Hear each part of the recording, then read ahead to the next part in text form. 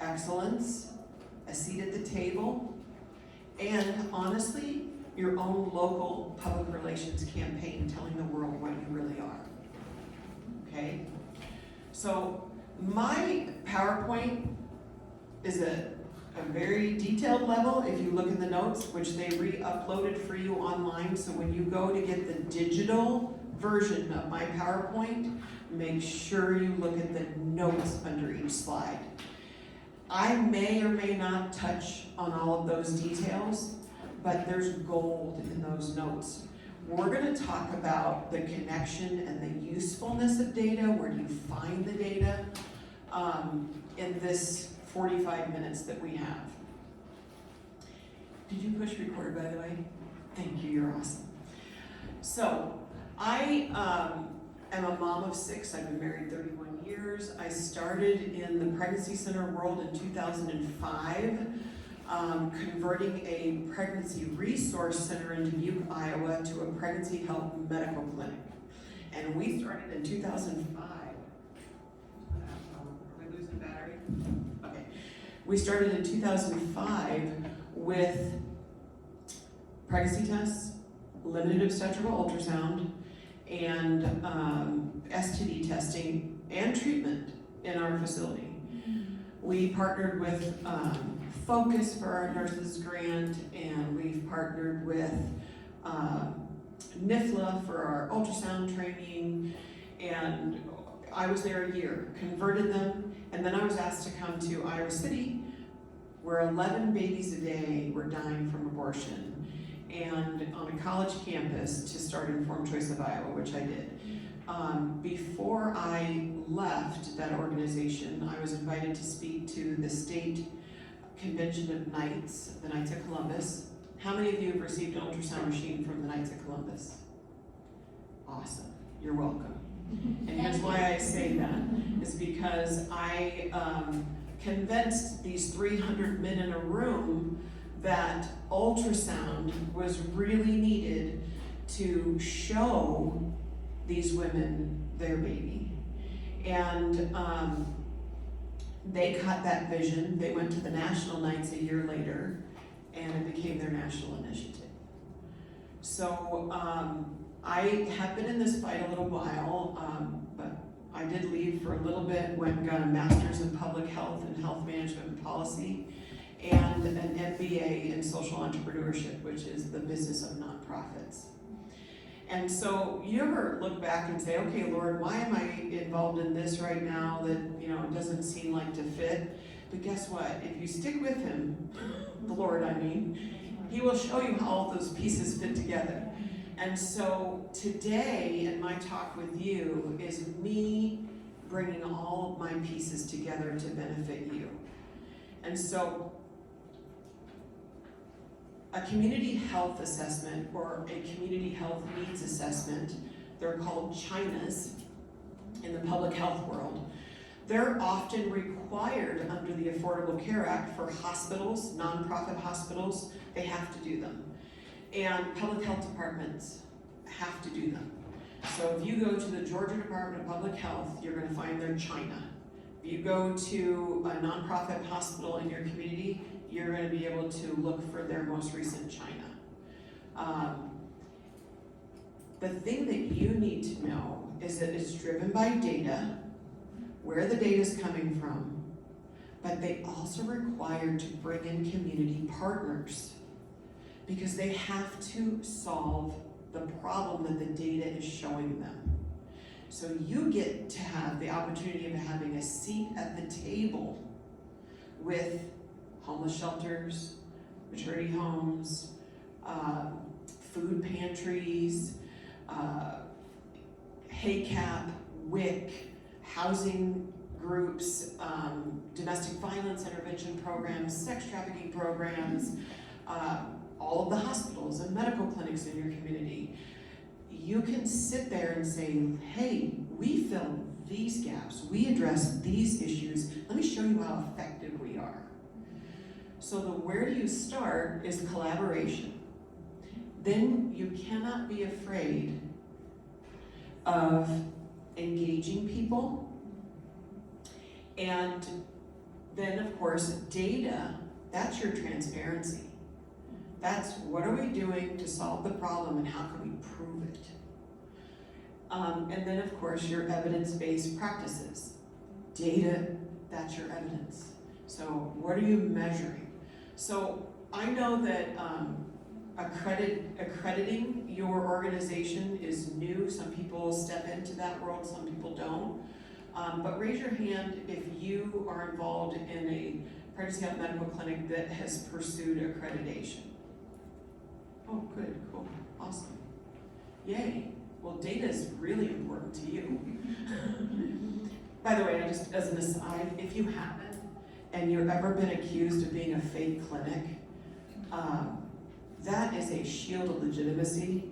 AAAHC is one of 5 accrediting bodies that focuses on ambulatory health and is recognized by the Centers for Medicare and Medicaid Services and is equivalent to JCAHO, which is what hospitals pursue, but for ambulatory health.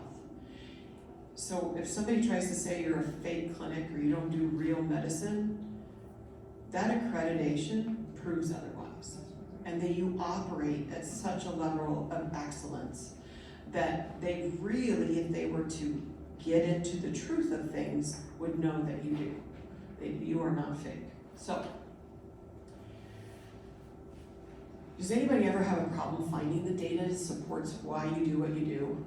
Do you know where to go? Does everybody know where to go? Raise your hand if you know right where to go to get your data. Okay. All right. Yes. So I have, in a past life, when I was getting my master's in public health, I was hired as the executive director for the Iowa Counties Public Health Association. So it was a 501c6 organization made up of 99 county public health administrators. And that's who I represented. And I have written and been awarded millions of dollars in grants from the Robert Wood Johnson Foundation, which also funds county health rankings and roadmaps. One of the things that I did, which has never been done before in 2014 and 15, is I did a Creating a Culture of Health Day in the center of the state of Iowa.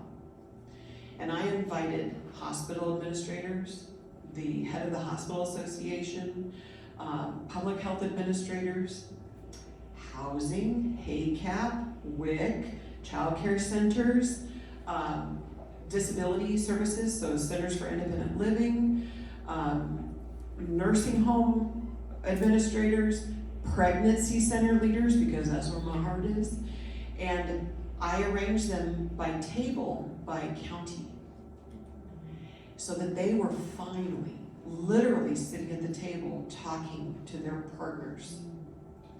How many of you have looked at grants and said, oh my gosh, there's a lot that they want. I can't even weed through this.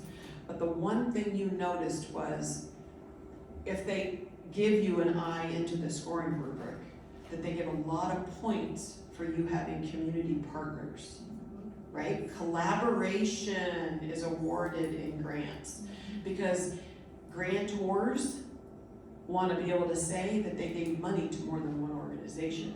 And if they can give $50,000 to 5 that are working together, it looks better for them too. So collaboration is key. Data, so going to county health rankings and roadmaps and identifying the data you need is going to help you identify, is your set of services at your clinic helping? So if you decide, okay, well, we just do pregnancy tests and ultrasound right now, we haven't really stepped into STD, or we're just doing urine, gonorrhea, chlamydia, and it's only on women. So very like a narrow path. Is it really necessary? What are your gonorrhea and chlamydia rates in your county? Can you support that service? I mean, as far as, can you, justify, that's the word I was looking for. Can you justify why you're doing that? And then if you do that, are there other STDs that are actually occurring in your community that you need to have services for? So if you're an executive director and you want to adjust your budget, and you know that you want to offer syphilis or HIV, or you want to expand to men, because who do women get an STD from? Men, right? Okay. So don't you want to be able to bring their partner in? And I mean, how many of you have men's programs in your clinic, right? So if you're not treating the men, that seems a little disconnected. So what you can do to justify that is say, look at, we're not serving the number of men with gonorrhea and chlamydia in our community. We really need to be aligning our services with the needs of our community. So I'm gonna take 2 seconds here and I'm going to switch to show you how to move around county health rankings and roadmaps.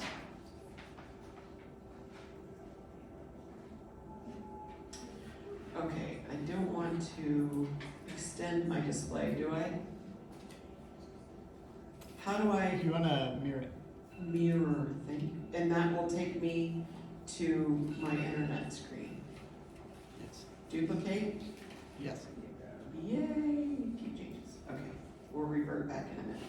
All right, so you guys can see up here, countyhealthrankings.org, right? Okay. So all I did was zero in. Let me go back to this was where I landed. I landed on this page. If you click the link in the PowerPoint, it's going to take you here. I want you to have seen it so that when you click out of my PowerPoint, you're going to say, oh, I got to the right place. So this is data by county for the state of Georgia, right? And it ranks every county based on multiple health factors, from healthiest to least healthy.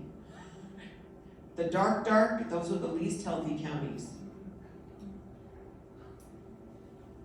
Okay. So then you can go to trends. They look at length of life, quality of life, poor physical health, poor mental health, low birth weight. Hey, look at that. That's something you guys can intervene on, especially if you're doing any type of prenatal care. Or, hey, you're pregnant now, let's make sure that you get into some nutrition classes. I mean, how many of you use Bright Course or anything like that? Okay. So then you go into health factors. So there's behaviors, and there's sexually transmitted infections. There's teen pregnancy is also down here, mental health days. Of course, a lot of these are mainstream public health factors that they're measuring. But let's focus on STDs right now, so I can show you how to walk through this. So what I did was I clicked on methods and limitations. And by doing this, I'm technically going through my slides, just not on my slides. But how do you evaluate the data? What is the source? So the National Center for HIV and AIDS, Viral Hepatitis, STD, and TB Prevention, this is where they got this data. You can click on website to download the data for more detailed methodological information. Basically, how did they collect it? When did they collect it?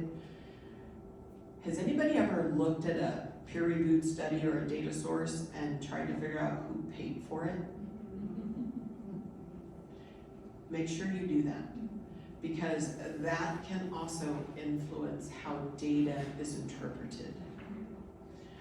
And we are so scrutinized in the pregnancy center world that if you're not looking at where your data came from, so that you can hang your hat on it and defend yourself, then you might come up short in an argument. Not that we want to be in arguments, but you know what I mean. So this is how they measured it. So sexually transmitted infections is a rate, some data is suppressed. Then they give you a caution when estimating across state lines, what their limitations are, how they're measured, what the numerator is, and the denominator. Can this measure be used to track progress, yes or no? And how do you find more data? And have the data be on the rankings? and then all of their references here. Again, I'm just doing a quick overview. When you have time, dive in. Strategies. So what are your contemporaries in the mainstream world doing to address HIV or other STIs? What are clinic-based interventions? These are being funded. So if you look at these and say, what are we doing in our clinic that does the same thing, then you can use this to apply for funding of your own program. Just measure these things. Because this is what's getting funded. So this list is honestly extensive, page by page by page, of all these different measures and programs. This is a huge resource, County Health Rankings. So, did anybody from Terrell County? No, we're close. We're near. We're in Colquitt, but we're near Albany, which is. So you border the worst county for chlamydia in the state of Georgia. They don't ever travel to Colquitt. Right. Nobody's had access over there. So, isn't that interesting? I just thought, wow, one just really hit the dark, the worst. But can you automatically see where your county is just because you know where you live in the state? And you see the legend down here, right? Best is the lightest color. Okay. So you can actually compare your county to another county, which is kind of fun. And then these are strategies, so reducing risky sexual behavior, reducing HIV and STIs. Those are really great to dive into, especially if does anybody do SRAS certification, sexual risk avoidance? Okay. There are others out there, but they really align, believe it or not, with what is being funded mainstream. So, really fun to look at those. And then your data by county. So you can look at health outcomes in any individual one, low birth weight, HIV, health behaviors, teen births. Let's look at that one. So if you're from the Haven, no? Nobody in here from the Haven? Okay. So I met them out there, they have a table, and they have a maternity home for 21 and unders. But they're way up here, right? Yeah, aren't they way up here? No, they're Gwinnett, aren't they? Gwinnett County, right there. Or Gwinnett, did I say it right or wrong? Yeah. Okay. But they're drawing from the whole state. So it looks like they need, if you were to market, right, and look for where you want to draw, if you're a statewide organization, and it looks like your number of births per 1,000 female population age 15 to 19, you want to look at these dark blue counties, right? And make sure that you're geofencing properly your marketing to make it down there. You need to spend your relationship building time going down to those counties and those feeder agencies, homeless shelters, drug rehab programs, high schools, and really letting them know about your organization and what you do. So data can really help you with justifying everything that you do. The money that you're trying to obtain, the change in your budget to your board. Hey, did you know that they just released in the last 8 months a CLIA waived gonorrhea chlamydia test that you can result in your CLIA waived lab without sending it out? So raise your hand if you have a problem chasing down positives to come back and get treatment. Does it take, how many other people they're infecting before they come back and get their treatment? Well, if they're sitting in your clinic and you result the men and the women in the moment, you can treat them in the moment. it's about the same cost as mailing it out to the CDC, but the cost to the community is so much less because they're not spreading more infection, right? So ultimately, you can now tell your donors, hey, we need a little extra money for this service because we're saving the public health of our community by immediate result and treatment. Well, we want to expand to treating men. And now we are creating more positive relationships with not just the women who think that they're pregnant or have an STD, but their partners.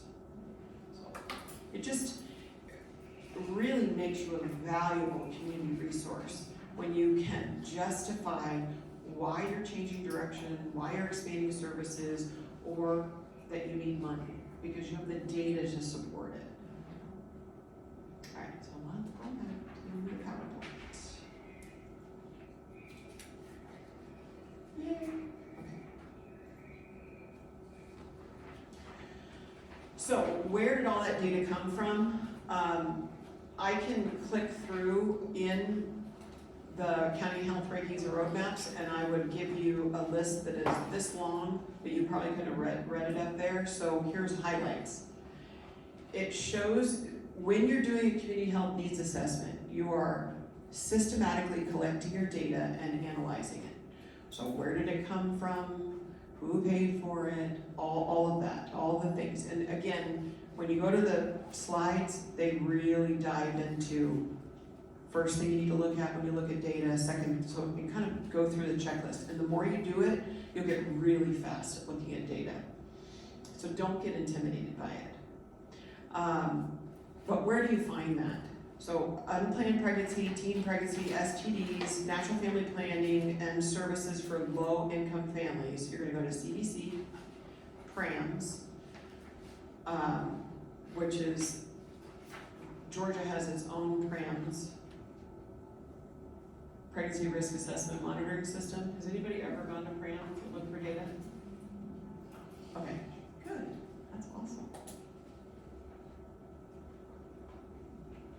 And I'm just gonna scroll a little bit so y'all can see it. When you go to click it yourself, you're gonna know what you're looking at. And it gives you, look at this.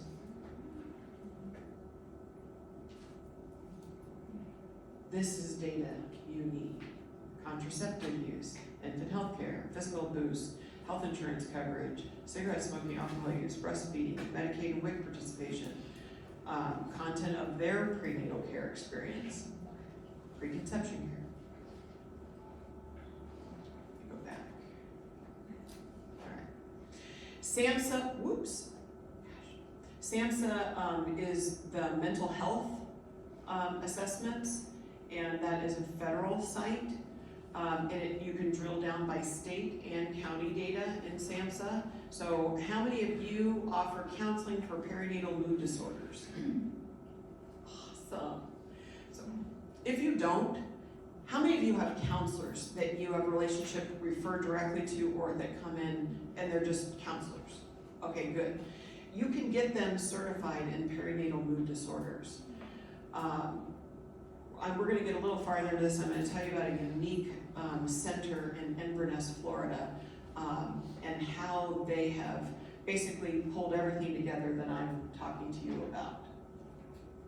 So US Census data also helps you know who is in your community, how many do you have of your target demographic that are involved in risky sexual behavior, and so that you can start to quantify the percentage of them that you may encounter. Local public health department is a great, great tool. Yes, they are predominantly liberal, okay? But they also are involved in their job with blinders on, hearing only what CNN tells them, and Planned Parenthood and all the others. You have an opportunity. It's just like an unsaved person, right? You have an opportunity to share the gospel of what we do. And you can open their eyes because you're just gonna love on them with truth, and you are gonna pray that God gives you that common thing. you're gonna find out that they're a closet conservative, that they go to church. You're gonna find out that they feel oppressed in their work environment, that they really just wanna help people. That's why they're in public health. So do not be afraid to go make friends with the local public health department. Guttmacher, yep, everybody knows what Guttmacher is, but you know what? They're measuring the numbers that we need of abortions because they're real proud of them. So we need to know what they're measuring.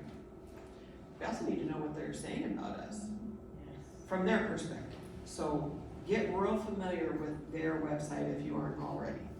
And then of course the Georgia Department of Public Health, OASIS. Anybody been to OASIS? Okay, good. Well, I mean, actually, if you're doing STD testing, you have mandatory reportables, so you should be on OASIS. Okay, good. All right. How do you get a seat at the table? One, I alluded to this earlier, to collaborate with these partners. The great place to start, and I am biased because I used to be a director for her plan. I do not work for them now, but I love them. Her plan has been working on Georgia for quite some time, 2 years plus. And they're strict in their vetting process. So it's taking them a while to build their directory up.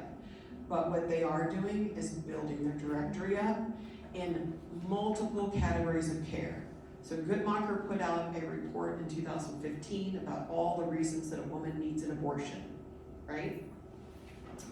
And her plan flipped it on its head and created categories of care to redirect and provide for every one of those needs. So, mentorship is where you all fall. Many of you fall into other categories as well because you've either brought on partners that you trust or you have them internal as services that you provide out of your organization. So health and well-being, financial assistance, work and education, material or legal support, recovery, mental health, prenatal diagnosis, and care for children. Care for children covers adoption, not just child care. And so in looking at strategies for collaboration, start here, put in your local address, put in every single one of these categories and get a list. Find out who their director is. Then I want you to go outside of this and I want you to go to your local hospital. Every single OBGYN, even if they're not on here. So maybe they declined or they were too afraid to say that they would never refer for abortion. But you still need to know them because you need to tell them who you are and the services you're providing. Because what you're providing helps their patients. You don't have to go in and say, I'm pro-life, we don't have abortion. You don't have to say that because that's not necessarily your goal. You want them to send their patients to you that are in need of material assistance, that need mentorship, right? So focus on what they will be receptive to. And sometimes in those relationships, you ask a lot of questions. Hey, are you guys seeing patients that aren't getting served and have needs that you guys don't fill, like these things? And then just sit back and let them tell you what they need. Because you may not offer it, but you know who does, that's also life-affirming. And you become their new resource because you bothered to create the relationship with them. Sometimes, data, again, that is your intro. Hey, we identified that we're all working on the same issue. Hey, did you see that the chlamydia rate has skyrocketed in our county and you're also doing STD testing? We want to let you know that we may be sending you people for follow-up or so-and-so. You know, they may end up with pelvic inflammatory disease. And we want to refer. We want to talk to you about what then would you counsel them. And so you can do your own vetting, but you're creating a relationship as well. So all these people would be at a table for a community health needs assessment, all right? So food pantries, homeless shelters, like I was talking earlier, child care centers, WIC, If the table hasn't been set for you, set the table. You create a day of health. You introduce a community partner event that your organization sponsors. You know why? Because that's a fundraising event. That's a donor development. That's not just service relationship development, but how many of those people are closet pro-life that never even had the opportunity to know what a pregnancy center does? So you can justify it as a development event for service and for funding. Create your own table. Again, get asked to sit on the China team for your public health or your hospital. Sometimes they just don't even know to ask you, and you just need to ask to be there. So, the same data that is justifying you to get a seat at the table, justifying the services that you've chosen to offer your community, are going to help you craft winning grant applications. So, pregnancy out medical clinics, in particular, pregnancy resource centers offer amazing services as well. So I apologize if you are a resource center and you feel like I'm leaving you out, I'm not intentionally. The same data that you're looking, unplanned pregnancy, number one. You're going to be able to match the data, so that's the need, the service you offer, set a key performance indicator. Does anybody not know what a key performance indicator is? I am absolutely happy to help explain a little bit more. Yes? Okay, awesome. So, a key performance indicator is a number that you set that measures your effectiveness at doing what your program does. Sorry, this microphone keeps going out. So, if you say that 12% of the 18 to 24-year-olds in your community are, the CDC says that they have gonorrhea and chlamydia. And now you want to expand, get funding to expand your testing to men also, not just women. So you could basically say, well, we've seen 400 cases of chlamydia in the last year. They all had partners. We already know the average number of partners because we do a risk assessment when they come in, right? Tell me you're doing a risk assessment, okay? Where they usually write their number. Okay, so you can multiply because you have data. And so now if you want to justify funding to expand to men, you can say, we know that this many men, 51% of our community are men. That means that number of 18 to 24-year-olds, men and women, we can extrapolate how many that would be, how many would have chlamydia or gonorrhea. Now we want to expand services, so maybe we need funding for advertising. So Google ad marketing, awesome way to funnel them to you. Maybe you want to fund more tests for the CLIA-waived tests, or if you want to send them out, you can send them to CED, and you need money for that. So you need to justify them. So your key performance indicator would be, I intend to lower the number of chlamydia rates in men through testing, treatment, and preventative education by 5% over the next 12 months for this much money. You just wrote your grant. All those are the components. When I see grants that don't get funded, it's because somebody didn't go find out what is the number that they're pointing to as the problem, how did they not match their program to solve the problem, and what is their outcome measure. Those grants get funded. So, all data, all numbers, everything's the same. Okay, the majority in this room, AAAHC accredited. Woohoo, okay. How many of you are struggling with your quality improvement studies? Like, either thinking of what they should be, or how do you use data to measure? Or are you guys getting pretty darn good at that? No?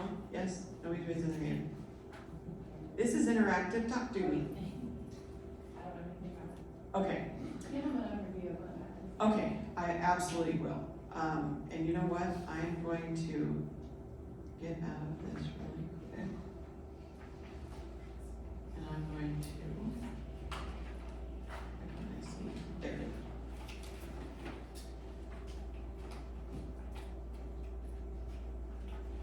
Okay. There, you can't even see it, darn it. We're on the using data for quality improvement studies, all right? I apologize, I'm gonna go over here. See if I can display this screen, I do not want to.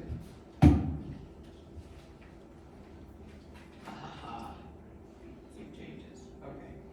Sorry if this looks less than professional, but I want you to see my notes, because this is the answers to those questions.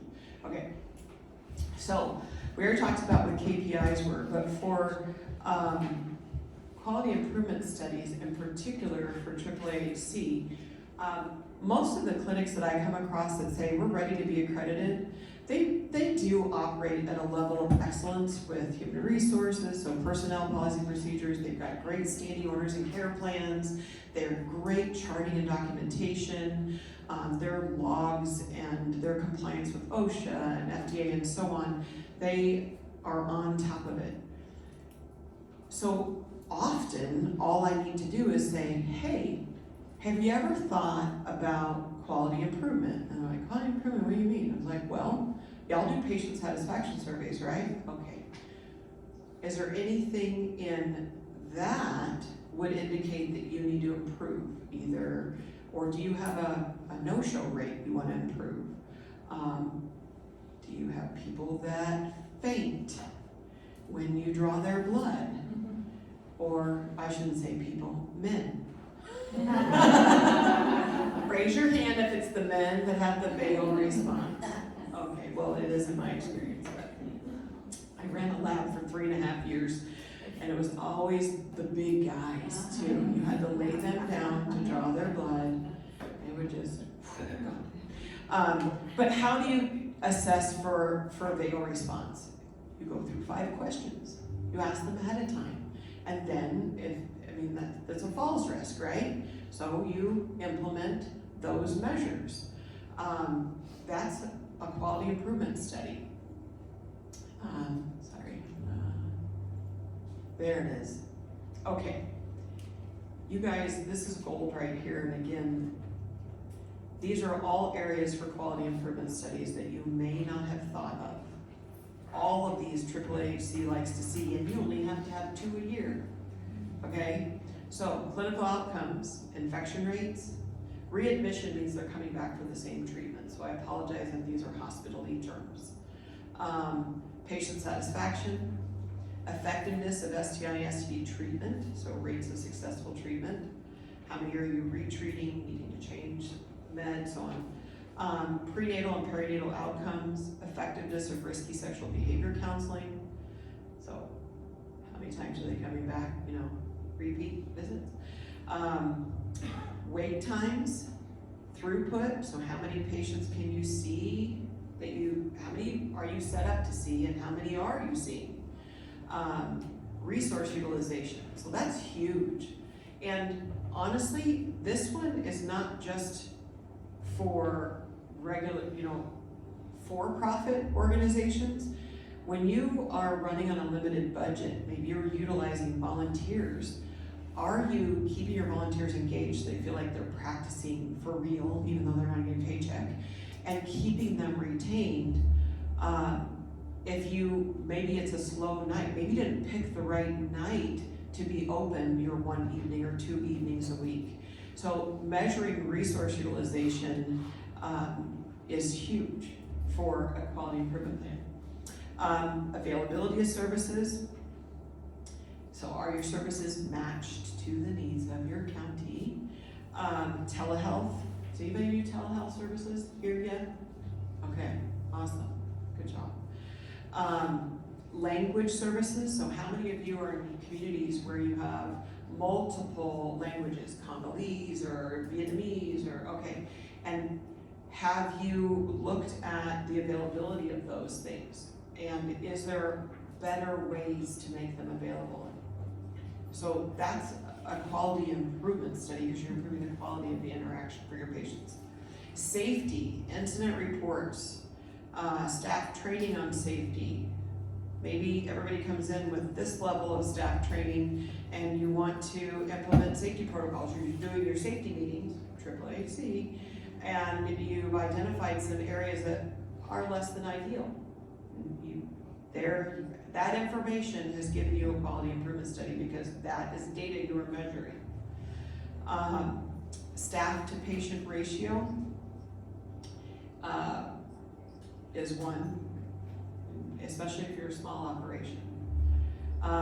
Governance and leadership, so accreditation, holding your current accreditation from AAAC. Regulatory compliance, so that's really easy. What does OSHA say we need to do? Are we measuring it? Are we doing it? Could we improve anything? You know, even identifying, hey, we need to look at the roof or the awning or this curb or this paint, and how soon are we gonna need to repair it or improve it before our reaccreditation? That's quality improvement. Financial stability, that's actually a study, legit. Transparency of cost, value-based care, so if you are billing, so I like to encourage clinics if they're on a college campus in particular, students often are mom and dad's insurance till they're 26, or the campus requires them, the students, to have insurance. So student health is billing their insurance.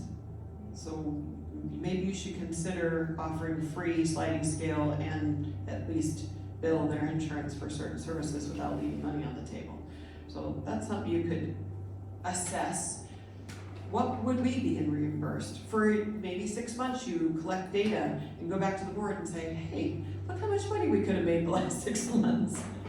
And then of course, the one thing that can get grant funded, and it's a quality improvement plan, is social responsibility. But community outreach and sustainability practices you may already be doing, you just don't call it that. But there's a grant out there that is mainstream and wants to fund it and doesn't impose any limitations on your life-affirming services. It'd be worth it to look at. Are you doing something already? So I put all this in here so that you could just keep your mind thinking, oh, it's not that hard to come up with quality improvement. Look what we're already doing. We just need to start measuring it better or more. So, let me go back to this.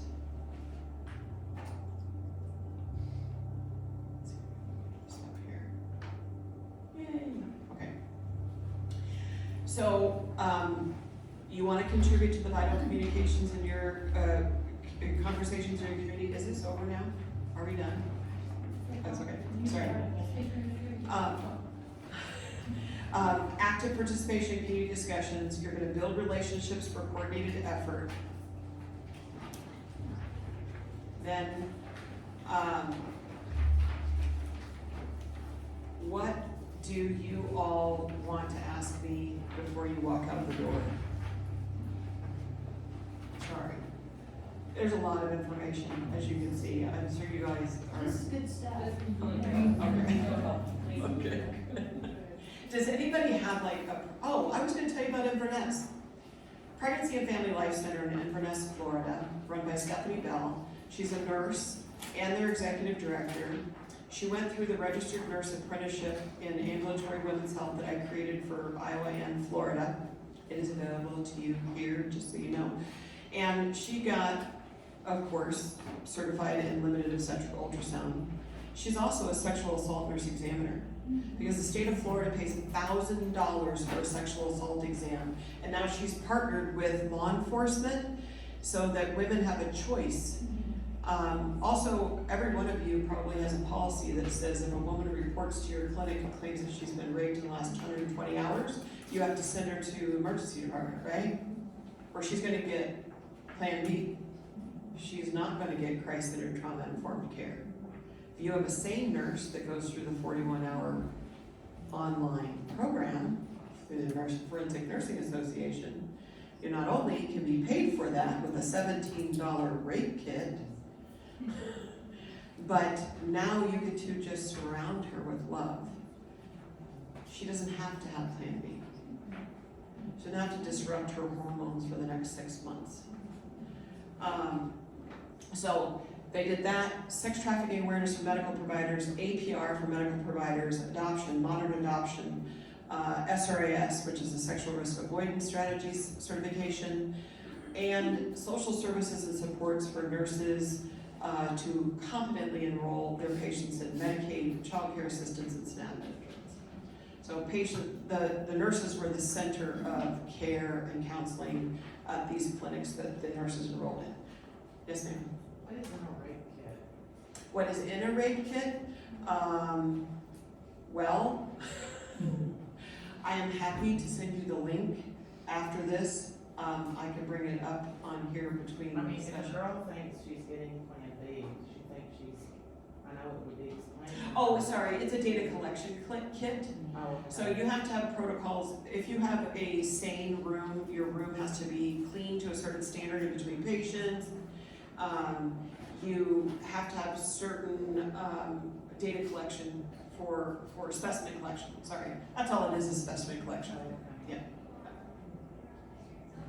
Yeah, you can pay $30,000 for Medscape, colposcope, and forensic collection, and you probably do a capital campaign for it, and you would replace the emergency department for sure. But you'll be busy. We did that in Iowa, so. Anyway, she also has a USDA food pantry in her clinic.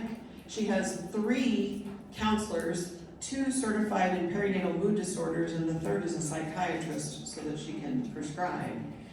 And she also has a mobile unit. So when I wrote a grant for her, we identified in Citrus County that the women having abortions were 27 to 34 and already had 1 or 2 children. They were poor. And so she has positioned herself, has anybody heard of Maslow's hierarchy of needs? Do you remember that? Okay, what's the bottom rung? Food, housing, shelter, right? Okay, so food pantry. She also has created a coalition in her county of all the community service agencies that cover all those. So we wrote this grant, she either provided it or she had a relationship with it, and they were all on the same page about what the outcomes need to be. Next level was material assistance, right? And then as they worked up, employment, education, so they worked with Career Source. And then the last one was self-actualization, which is the counseling. Sorry, you have 3 minutes to get to your next session.